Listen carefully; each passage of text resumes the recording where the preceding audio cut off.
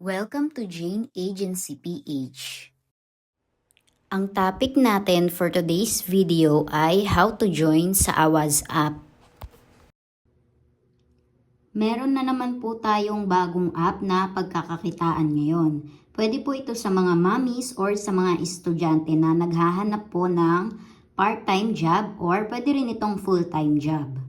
Ngayon po, paki-message lang itong page na Jane Agency PH. Pakisabi po, Awaz app.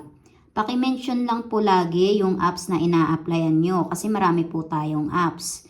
Pagka-send namin ng link ng Awaz app, Step 1, gamitin link sa pag-download. Pagka-pindot nyo po niyan, ito po yung lalabas. Ito po yung itsura pag pinindot nyo yung link. Step 2, pindutin sa baba, binding. Step 3, ayan naman po yung itsura pag pinindot nyo yung binding. Pili lang po kayo dito sa dalawa. App Store po kung iPhone users kayo. Google Play kung Android users. Pagkapili nyo po, ito po yung lalabas. Step 4, pindutin nyo po yung install. Ayan. Step 5, mag-login through Google or Facebook. Pili lang ng isa.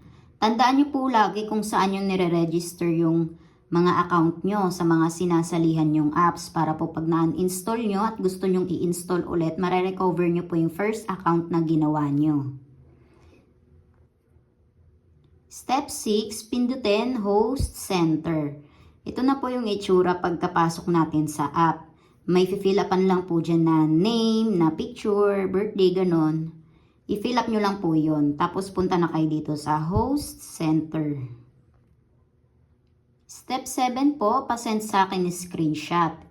If may lumabas ng ganito. Kapag ginamit niyo po yung link ng agency sa pag-download, direct na po kayo naka-join sa amin.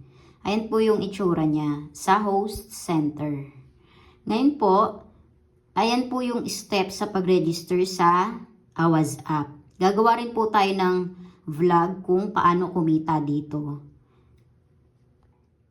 Ito po yung step 8. After maggawa lahat ng steps, mag-join dito sa GC Messenger.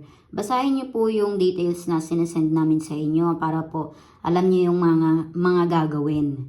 Reminder, free app lang po ito. Wala po kayong babayaran kahit piso. Kayo pa mismo ang babayaran ng app. Follow these steps lang po, then after that, sali din kayo sa GC ng mga sumahod na.